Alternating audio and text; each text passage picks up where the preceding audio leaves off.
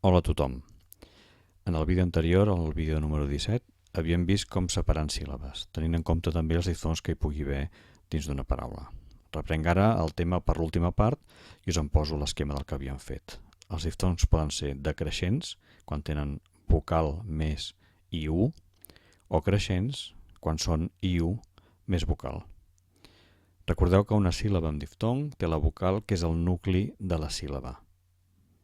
La vocal amb el nucli.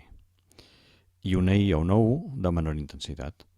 Per això, si la vocal pròpiament dita és la primera, els diftongs en diem decreixents i si és la segona, creixents. Això es veu clarament si us fixeu en aquestes parelles. Ui, ui, iu, iu. Vistes així semblen el mateix, però no ho són. Ja veieu com són diferents, no? Ui, la vocal és la u. Ui, la vocal és la i. Iu, la vocal és la i. Iu, la vocal és la u. Doncs bé, havíem vist que en català trobem diftongs decreixents, aquests que acaben en i o en u, en qualsevol context. Però de diftongs creixents, és a dir, aquests que comencen per i o per u, només en 3 casos. Aquells de les 4 iaies guapes, si recordeu. Aquests casos dels diftongs creixents són a començament de paraula, després de Q i G i després d'una vocal. Si no es té en compte això, com que de la pronúncia espontània no sempre ens en podem refiar, podem cometre equivocacions que després repercuteixin sobre els accents. I recordem que si fem tot això, al final és per arribar a accentuar, no només per separar en síl·labes i prou. Mirem aquestes paraules d'exemple. Piano, experiència, cabòria, ciència-ficció, fuetada, infatuació. Us marco les síl·labes. Piano, experiència,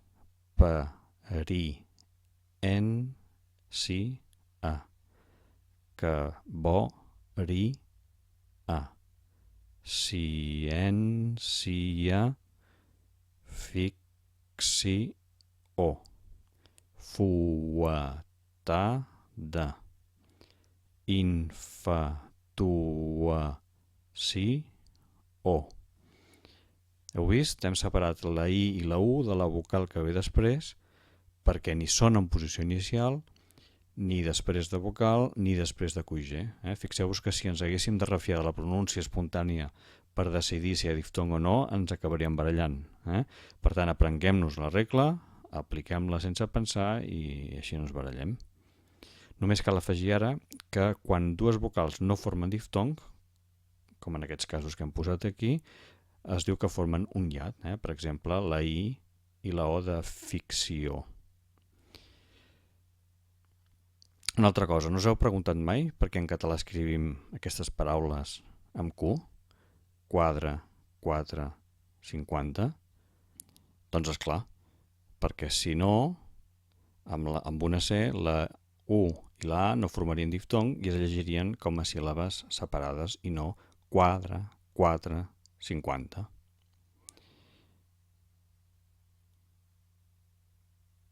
Has vist quina quota té aquest esquirol? Has pagat la quota del gimnàs? Q, O, T. Se separen perquè és una C. Quo, T. Formen diftong perquè hi ha una Q. O també, dos casos clàssics, el verb evacuar i el verb adequar. Evacuar és una C. Adequar forma diftong i ho conjuguem. Jo evacuo. Jo adequo.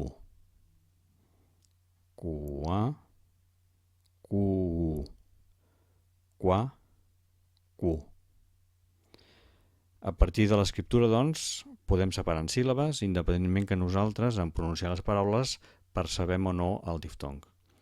En la pronúncia real, entre el iat més separat i el diftong més unit, hi pot haver molts estadis intermedis que poden dependre de la persona, de si té el català com a llengua materna o no, de la velocitat amb què parla, de la posició de l'accent dins la paraula i d'altres factors. Per exemple, mentre un catalanoparlant nadiu en general fa espontàniament el iat a piano, fuetada i actuació, això resulta més problemàtic a paciència, per exemple, o a lesió d'actuació.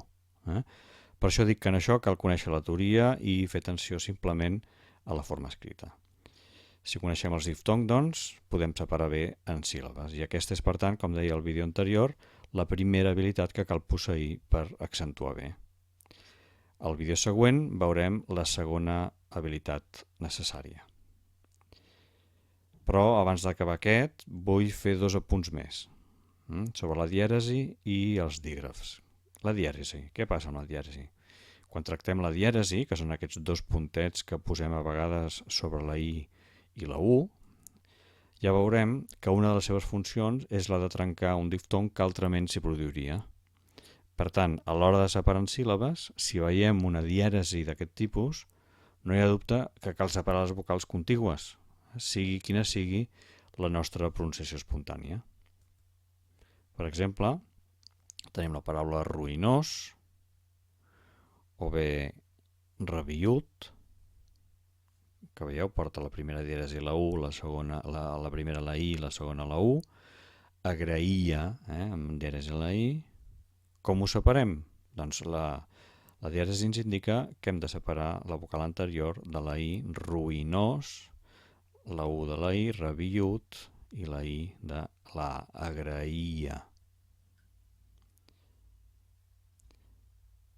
Per altra banda, els dígrafs, que ja sabeu que són grups de 2 lletres, no? Doncs ja sabeu que l'ortografia en realitat és pura convenció, encara que pugui tenir una lògica al darrere. Doncs per convenció hi ha dígrafs, aquests grups de 2 lletres, que se separen en la sil·labació. Per exemple, entre altres, que no són els únics, la doble S, la doble R, la TX, la IX. Quines paraules, per exemple? Doncs rossa, carrer, cotxe, néixer. Com la separem amb síl·labes? Doncs tallem el dígraf per la meitat.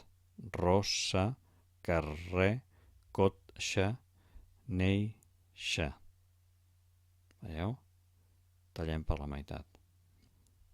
Però és només una convenció.